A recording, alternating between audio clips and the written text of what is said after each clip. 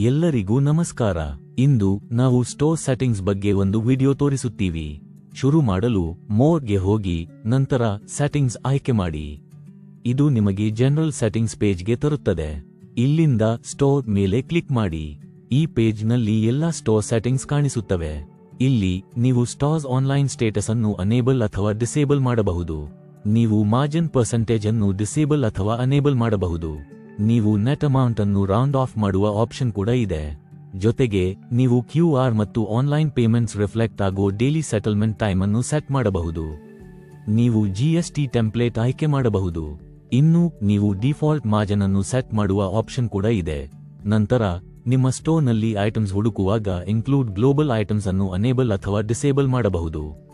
Items ಸ್ಟೋರ್ನಲ್ಲಿ ಇಲ್ಲದಿದ್ದರೆ ಅದು ಹೊಸ ಐಟಮ್ ಆಗಿ ತೋರಿಸುತ್ತದೆ. ಸ್ಟೋರ್ ಬಿಲ್ ಪ್ರಿಫಿಕ್ಸ್ ಅನ್ನು ನಿಮ್ಮ ಇಷ್ಟಕ್ಕೆ ಕನ್ಫಿಗರ್ ಮಾಡಬಹುದು.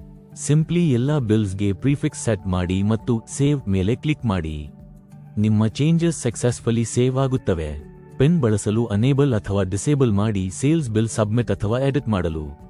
ನೀವು ನಿಮ್ಮ ಆಯ್ಕೆ ಮಾಡಿದ ಮೇಲೆ ಸೇವ್ ಸೆಟ್ಟಿಂಗ್ಸ್ ಮೇಲೆ ಕ್ಲಿಕ್ ಮಾಡಿ. ನಿಮ್ಮ ಸೆಟ್ಟಿಂಗ್ಸ್ ಸಕ್ಸೆಸ್ಫುಲಿ ಅಪ್ಡೇಟ್ ಆಗುತ್ತವೆ. ಧನ್ಯವಾದಗಳು.